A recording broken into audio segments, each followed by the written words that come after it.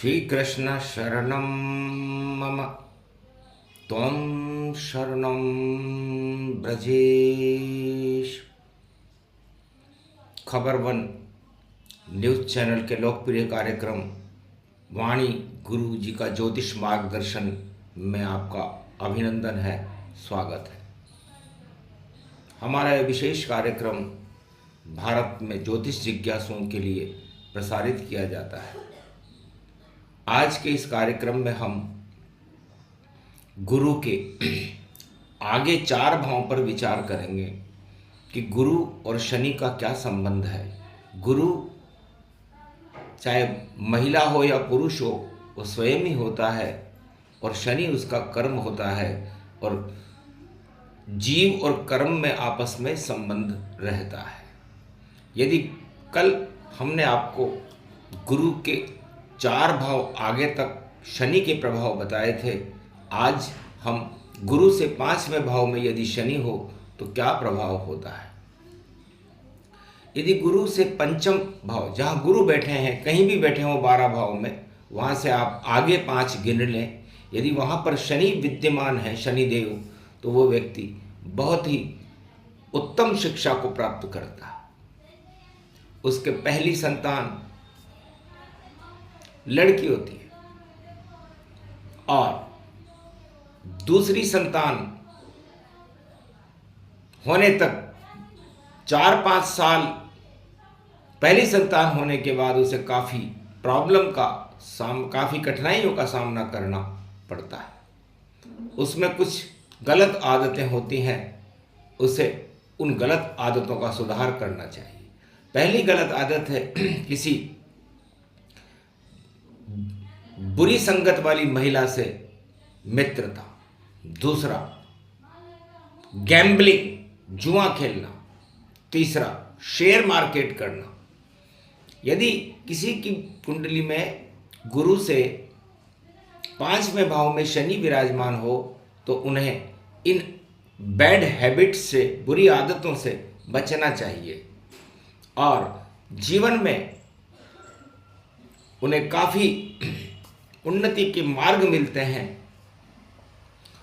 दूसरी संतान यदि कोई होती है तो उसमें कोई प्रॉब्लम रहती है। ये गुरु का 5म भाव आगे शनि होने का फल है। यदि गुरु से कुंडली में 6ठे भाव में शनि विराजमान हो तो ऐसे व्यक्ति के जिंदगी भर शत्रु परेशान करते हैं। इसके नौकर भी शत्रुता की तरह ही इनसे व्यवहार करते हैं और इस व्यक्ति को काफ़ी दुख उठाना पड़ता है। इसके यदि पिताजी हैं और जीवित हैं तो उनकी मृत्यु भी परदेश में या विदेश में होती है, अपने घर पर नहीं होती। और इनके भाइयों को भी काफ़ी संकट उठाना पड़ता है। जिस व्यक्ति की कुंडली में या महिला की कुंडली में गुरु से 6ठे भाव में शनि विराजमान हो, उनकी मृत्यु किसी जानवर के काटने से होती है या घर के पालतू जानवरों को काटने से होती है और उनके जीवन में एक समय ऐसा आता है जब उन्हें कोई जानवर जरूर काटता है। ये गुरु से शनि के 6ठे भाव का फल है। गुरु से 7वें भाव में यदि शनि बैठे हुए हों तो ऐसा व्यक्ति बहुत ही लोकप्रिय होता है और अपने जीवन की शुरुआत बहुत छोटे काम करके करता है। आप अपनी कुंडली में देखें कि कहीं आपकी कुंडली में गुरु से 7वें भाव में शनि तो विराजमान नहीं है। जिनकी कुंडली में शनि विराजमान होते हैं उन्हें रोज मर्रा के जो कार्य होते हैं उनमें काफ़ी विफलताओं का सामना करना पड़ता है।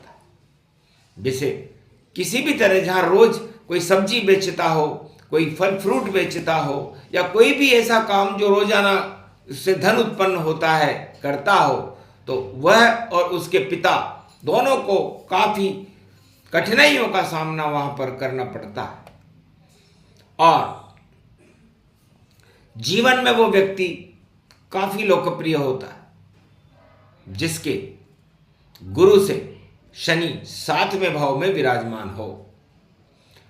अपनी कुंडलियों में आप इसका अध्ययन करें और इसके बाद में कभी विस्तार से समझाएंगे कि ऐसा क्यों होता है।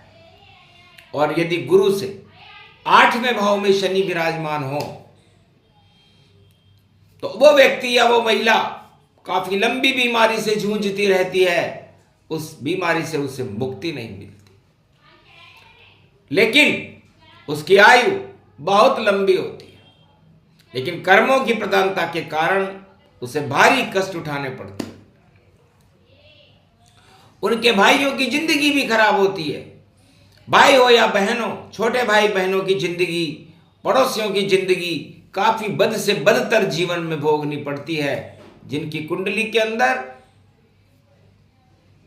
गुरु से शनि 8वें भाव में विराजमान रहते हैं, अष्टम भाव। और ऐसा व्यक्ति इस संसार में ज्यादातर दुख भोगने के लिए आते हैं। तो जिसकी कुंडली में उसके भाई बहन भी दुख भोगते हैं और विशेष बात यह होती है कि यदि उनके कोई संतान हो तो वह संतान पैदा होने के बाद किसी बुरी संगत में पड़ जाती है और उसका परिणाम बहुत ही बुरा होता है। इसलिए गुरु से आप अपनी कुंडली में 8वें भाव को देखें कि कहीं आपके जीवन में ये सब घटनाएं तो नहीं घट रही है, क्योंकि गुरु और शनि मिलकर ही हमारे जीवन को चलाते हैं। क्योंकि गुरु जीव है, शनि कर्म है, तो कर्मों की प्रधानता हर भाव में गुरु शनि की अलग अलग होती है और उन भावों के कारण ही आदमी को सुख और दुख भोगना पड़ता है। पिछले कार्यक्रम में हमने आपको गुरु से शनि के 4 भाव तक फल बताए थे और इस प्रसारण में हम आपको 5 से 8 भाव तक के फल बता रहे हैं। और अगला एपिसोड जो हमारा